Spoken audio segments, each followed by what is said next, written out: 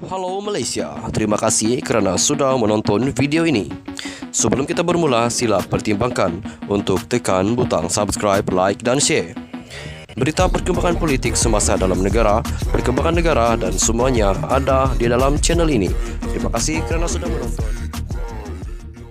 Selamat malam tuan-tuan dan puan-puan. Terima kasih kerana anda masih terus setia berada di dalam channel Elvino ESTV. Jangan lupa untuk tekan butang subscribe, like video ini dan jangan lupa untuk tekan butang share. Perkongsian berita hari ini dipetik daripada Malaysia Kini bertajuk Mahathir cuba Ali perhatian umum dari kes Daim, kata PKR. Ulasan penuh dakwaan Dr. Mahathir Mohamad bahawa masyarakat India Malaysia masih tidak setia sepenuhnya kepada negara disifatkan sebagai cubaan untuk mengalihkan perhatian rakyat terhadap siasatan rasuah melibatkan Daim Zainuddin. Timbalan Setiausaha Agung PKR, Dr. Satya Prakas Nadaraja berkata, ada kemungkinan bekas Perdana Menteri itu bimbang jika dia menjadi orang yang seterusnya dipanggil Suruhanjaya Pencegahan Rasuah Malaysia SPRM. Kita semua tahu Dr. Mahathir sering membuat kenyataan-kenyataan kontroversi untuk mengalihkan perhatian rakyat daripada isu-isu melibatkan dia. Kali ini, dia buat perkara yang sama untuk mengalihkan siasatan rasuah terhadap Daim sebab dia takut akan dipanggil selepas ini, katanya kepada Malaysia Kini. Untuk rekod, Daim dan keluarganya kini disiasat SPRM, ekoran pendedahan kertas Pandora. Menurut SPRM, kertas siasatan terhadap tokoh yang dekat dengan Mahathir itu dibuka pada Februari tahun lalu.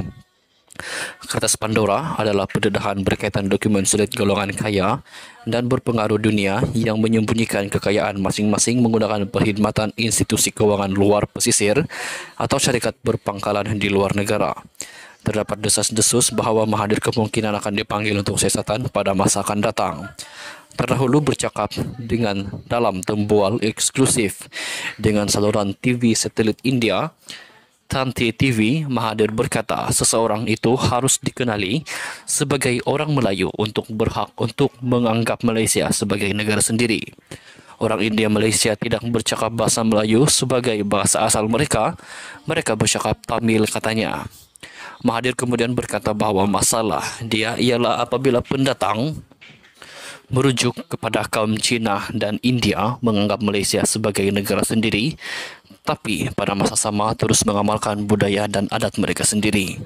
Apabila host program itu bertanya sama ada Mahathir menjangkakan orang bukan Melayu berasimilasi sepenuhnya menjadi orang Melayu atau tidak, Mahathir menjawab dengan tegas, ya, mereka sepatutnya begitu. Dahulu kami ada orang India, Pakistan, Arab dan Afrika yang kini Melayu dalam maksud mereka berbahasa Melayu di rumah, budaya mereka adalah Melayu.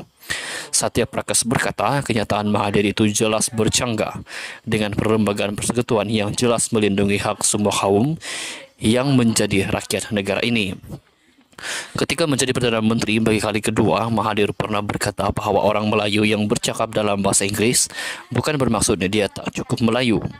Tapi dalam temu bual baru-baru ini, dia berkata masyarakat India perlu menerima pakai bahasa dan budaya Melayu sepenuhnya untuk dianggap sebagai anak Malaysia.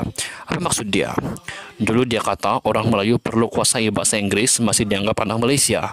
Tapi masyarakat India berbahasa Tamil dianggap tak setia kepada Malaysia. Jelas dia bercanggah, katanya. Satya Prakas juga mencabar pemimpin Perikatan Nasional PN menyatakan pendirian mereka berhubung kenyataan yang dibuat Mahathir itu.